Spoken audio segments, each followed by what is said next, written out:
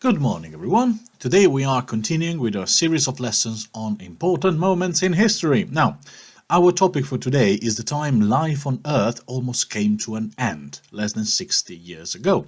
We're talking about the Cuban Missile Crisis of 1962. So, why did it happen and why are we still alive? Read on or listen to this video and you'll find all the answers you need. In particular, we'll look at the following points. First, the Cold War. Second, nuclear weapons. 3, the Cuban crisis. And 4, the end of the world. Now, let's start with the historical context and the Cold War. Between the end of the Second World War in 1945 and the end of the Soviet Union in 1991, the entire world was caught in a fight between the two superpowers of the time, the United States of America, USA, and the Soviet Union, USSR. Now, the two countries had very different beliefs and ideologies, and both wanted to become the strongest hegemonic power over the entire world. The word hegemonic means uncontested, the supreme ruler, the hegemon. Okay? The Soviets were communists and believed that to ensure equality and prevent injustice, all the economy should be controlled from above by the government. They forbade private enterprise, that is, opening your own business, and the government gave everyone the same wage. The Soviet Union was also a notoriously authoritarian state, where dissidents, that is, people who disagreed with the government, were sent to prison camps in the frozen wastelands of Siberia. Most of Eastern Europe was either part of the USSR, modern countries like Lithuania, Latvia, Estonia and the Ukraine, which broke off in the 1990s, or among its allies and subjects, so Poland, Bulgaria, Romania, Hungary, Czechoslovakia and East Germany.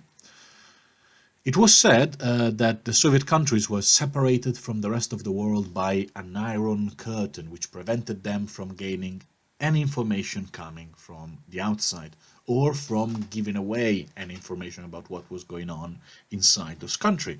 It was more or less like what's going on today with North Korea. Most of what we know is conjecture based on what we hear and the information that passes over the curtain that divides it from the rest of the world. On the other side of the Iron Curtain were the United States of America and their allies. The United States were, and still are, deeply capitalist. If Soviet communism strove to achieve equality, American capitalism was based on the idea of freedom. In a capitalist country, people are free to open the businesses, do what they want with the money, and vote for whoever they want to be in government.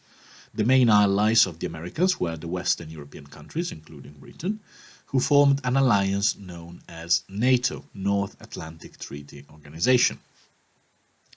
So, moving on to the subject of nuclear weapons. The two superpowers were the strongest and most technologically advanced in the entire world, at least when it came to military technology.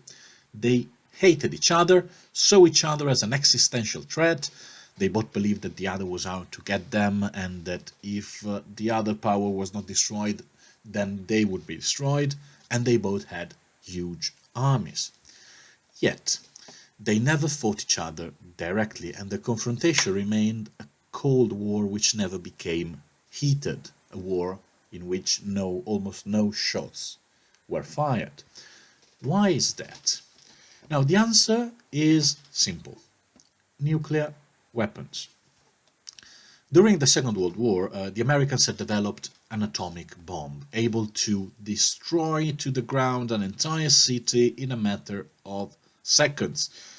They dropped 2 bombs on the Japanese cities of Hiroshima and Nagasaki and immediately disintegrated around, and I'm not saying disintegrated as an exaggeration, they were not just killed, they were turned into dust and particles, okay? They disintegrated around 300,000 civilians in a matter of seconds. It was a huge change. Okay, the destructive potential of these new weapons became immediately clear to everyone. Okay, humans now had the potential to literally destroy life on our planet, and history had changed forever.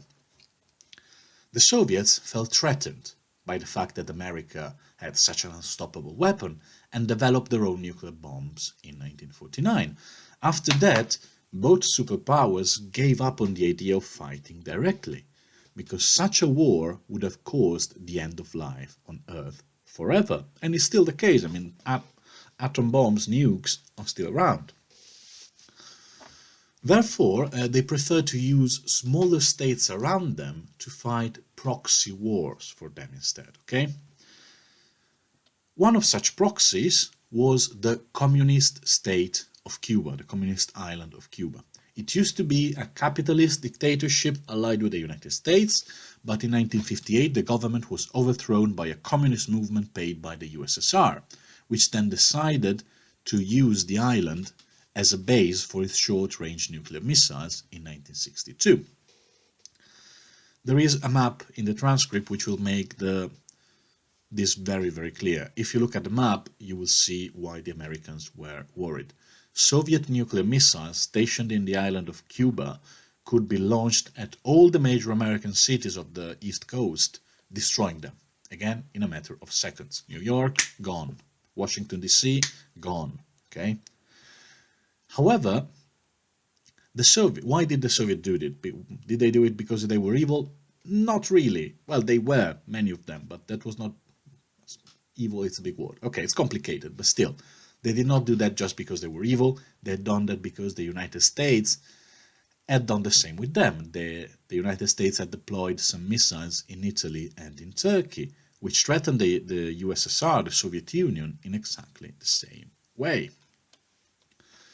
As soon as the Americans discovered the Soviets' intention to deploy those missiles in Cuba, tension became very, very high, and the world went very, very close to a nuclear war, with all the consequences of a nuclear war.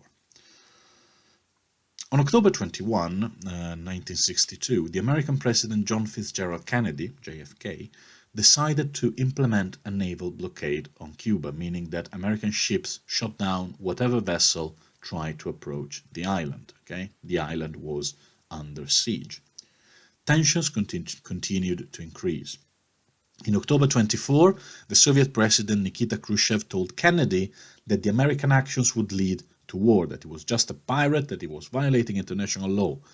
Kennedy reacted by threatening to bomb and invade Cuba. On both sides, nuclear-armed bombers and submarines were readied and deployed. Okay? They were made ready to act and shoot. And the world was holding its breath, waiting for the crisis to escalate into a full-blown nuclear war that would have annihilated humanity. We really got close to extinction. On the 27th of October, an American ship dropped bombs next to a Soviet submarine, which was carrying a nuclear missile. The officers inside the submarine had no idea what was going on because they were underwater and radio didn't work that deep underwater, and believed that a war had been declared. So they could not communicate with Moscow. They could not ask for permission to the Soviet government. The decision on how to react was on them. Now, in Soviet submarines, the launch of nuclear weapons requires the approval of 3 people: the captain, the political officer representing the government, and the first officer, which is the second in command of the ship. Both the captain and the political officers agreed. The missile should be launched. Only the first officer, a man named Vasily Arkhipov, disagreed. Without his consent, the nuclear warhead could not be launched. The world was one single nod away from total destruction, and we probably all owe our life to people like Arkhipov. Eventually, both the Soviets and the Americans reached a compromise. The USSR would remove its missiles from Cuba, while the USA would remove its missiles from Turkey and Italy. Everybody in the world sighed in relief, and the missile crisis was over. So, Why was the Cuban Missile Crisis of 1962 important? For a number of reasons. First, it showed everyone that nuclear war could happen very easily. It also showed that America and the Soviets could destroy the world if they wanted to. Also, it created a new balance of power, and the Soviets would not really challenge the United States in the American continent. Not as badly, at least. So, those were the facts. Now it's up to you to answer this question. Why did the Cuban Missile Crisis happen? I'm looking forward to read what you write, and see you next time.